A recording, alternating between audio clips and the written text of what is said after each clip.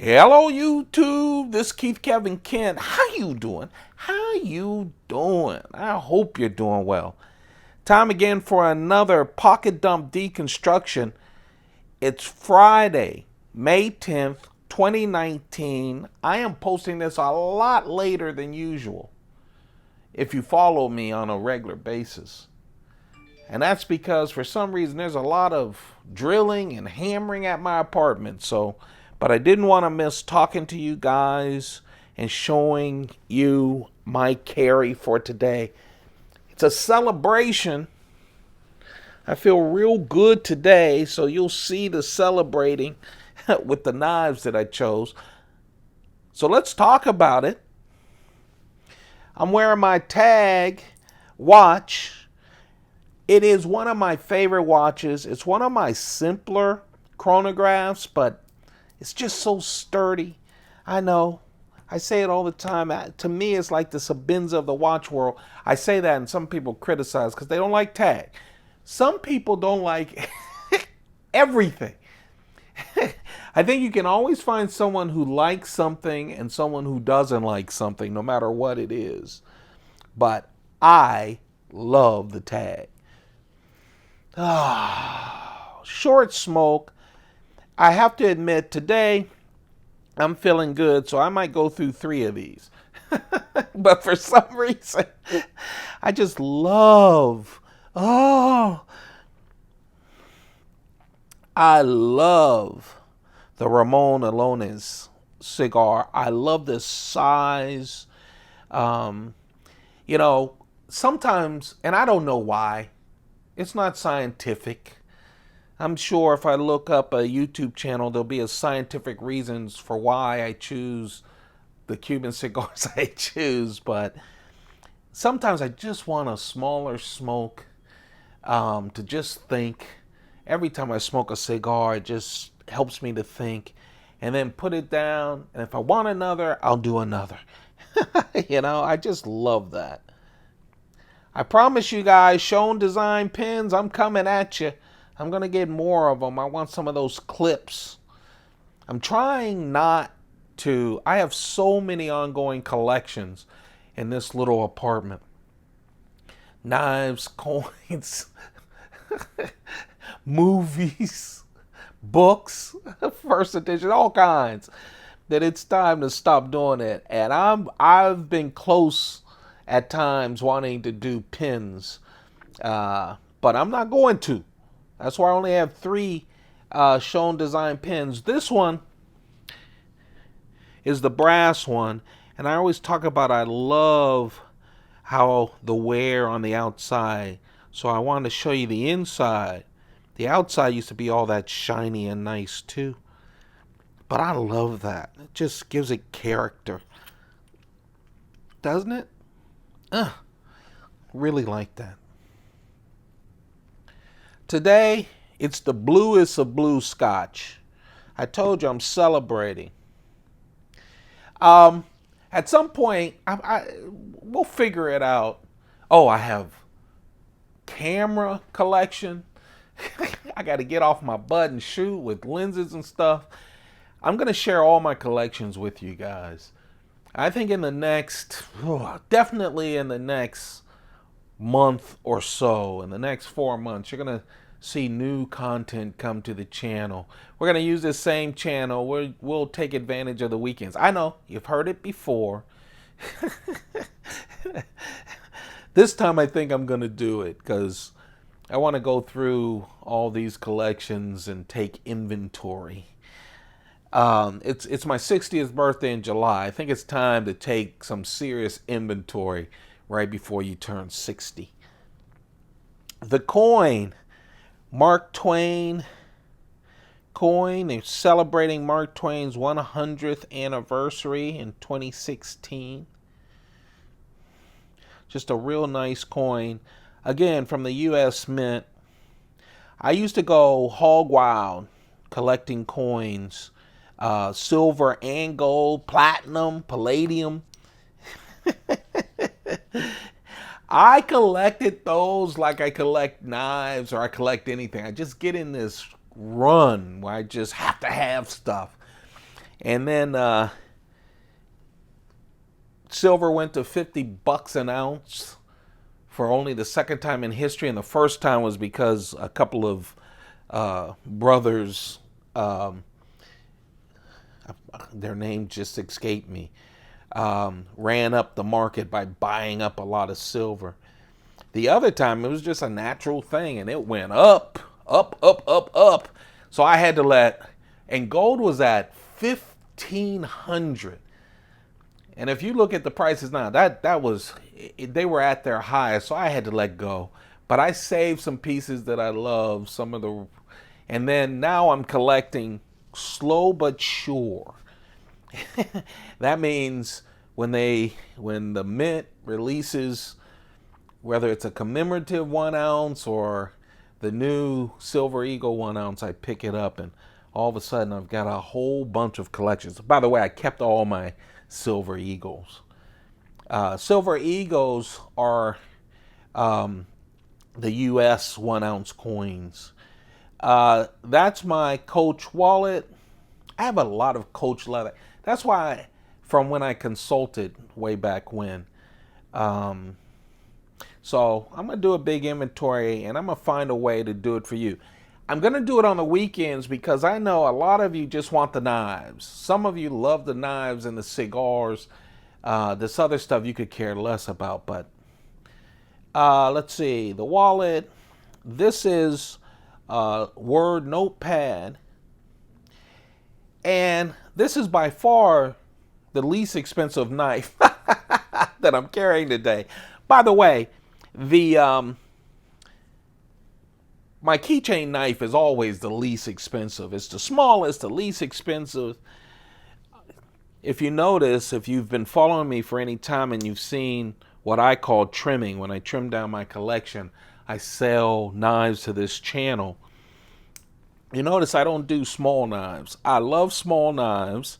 First, it doesn't make that much sense because I really discount my knives, and it just with shipping, and then I take shipping and all that stuff, so it really doesn't make sense.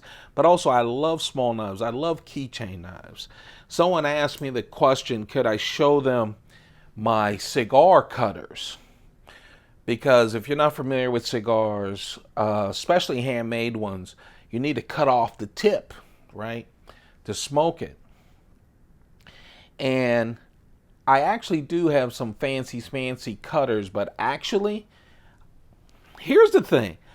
I love upscale stuff.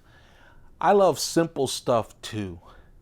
And I combine the two a lot. For instance, I haven't used a cigar cutter since I started collecting knives and carrying a keychain knife. So, this will cut the tip of that. It's not elegant, but it makes sense to me in my mind. And trust me, every time I use a keychain knife cutting a cigar, it's kind of funny because the cigars are sometimes, 100 times more expensive. But anyway, this is a nice one. I like this set of knives. It's the Spyderco Roadie. You know, the Spyderco hasn't, well, knock wood, they may later. They haven't done an upscale Roadie Sprint run or anything, carbon fiber or G10.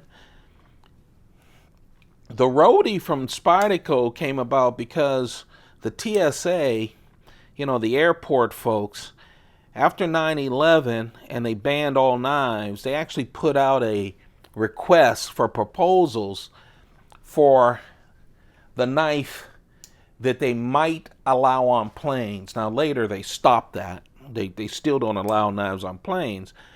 But they gave the dimensions and all that stuff that they needed. Spyderco's Roadie, the Roadie was Spyderco's answer.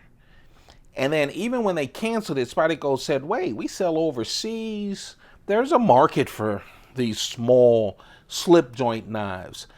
This is a slip joint knife. And in the UK and other places overseas, they don't like locking knives. So this is good there. This is slip joint, no locking knife, right?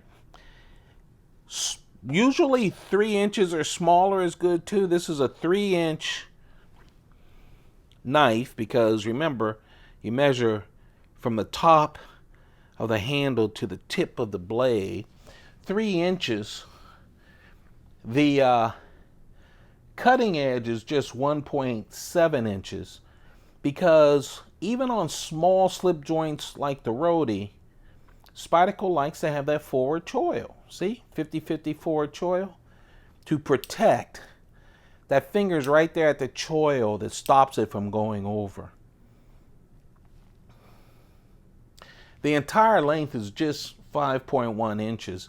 This is, I've seen them like $50 or so. The cost of these. Good steel, Bowler's N690 steel. Slip joint has that Spyderco slip joint characteristics. The forward choil that gives you a little extra confidence in what you're cutting because that finger's there. The half stop. It doesn't lock at this point, but it does stop you there. So it gives you some resistance, a lot of resistance that says, hey, buddy, you're about ready to cut your fingers off. They created these 2 divots. You see that on the head? So it's a weird design. Of course, the Spyderco hole is small, but they did that so instead of a nail nick, you can just pinch right there and pick it up easily. Left hand, right hand, tip up or tip down because, hey, there's no clip. You know, this is to put on your keychain or drop in your pocket or your purse. That smooth FRN scales, fiberglass reinforced nylon scales. I really like this knife. As you can tell, I talked about it enough, right? Only 1 ounce, full flat ground, just a good knife. And then I'm celebrating with my Chris Reeve fancy knives. I'm going small today with the Mnandi and the Roadie. The Mnandi from Chris Reeve. This is with the box elder burl, the plain edge, S35 VN steel. I say that because, and I'm going to buy more Chris Reeve knives. I went heavy duty on Damascus. Of course, a lot of those I cleared out of my collection. But now I'm focused on satin. Of course, the knife I was playing with all this morning had a Damascus blade because, boy, it makes knives pretty. It really does. But this one, with the box elder burl wood inlay, that's the one wood that the Chris Reeve Knife Company changed their woods a couple of years ago, but they kept that box elder burl. It's just classy and nice. I love it. Of course, the pivot with the Reeve logo on it, titanium liners. The clip, one of the best clips I think on a knife. It reminds me of, in the old days, a knife, tie clip. But I use, sometimes I carry these in my dress shirt pocket, and it just looks like a pin, you know, sticking out of this shirt. I love the tie liners. This is a frame lock. Some people think it's a liner lock, but it's just that this scale hides that frame lock, but it's still a Chris Reeve integral frame lock. It has all of the tight tolerances and everything else you've come to expect from Chris Reeve. I am so happy with the Mnandis. I really am. Of course, I like small knives. I love gentleman folders, and this is the best of the best. So those are that's what I'm carrying. But man, I had to just sit and play with this. I haven't been showing it enough love. It always has been. I've had a lot of Chris Reeve knives, but this is just a nice fancy one. Again, Box Elder Burl. You know, I used to go with 3 knives, you know, a keychain knife and a bigger knife and a small one. I almost went 3 today, but this is the knife that got away. It's a large Sebenza 25 with Box Elder Burl inlay. It's your standard Sebenza inlaid knife, you know. Titanium liners, polished titanium on the outside with 3 inlays, 2 on the show side, 1 on the lock side. And I like this touch. You know, sometimes what makes things nice is not what you add to it, but what you take away.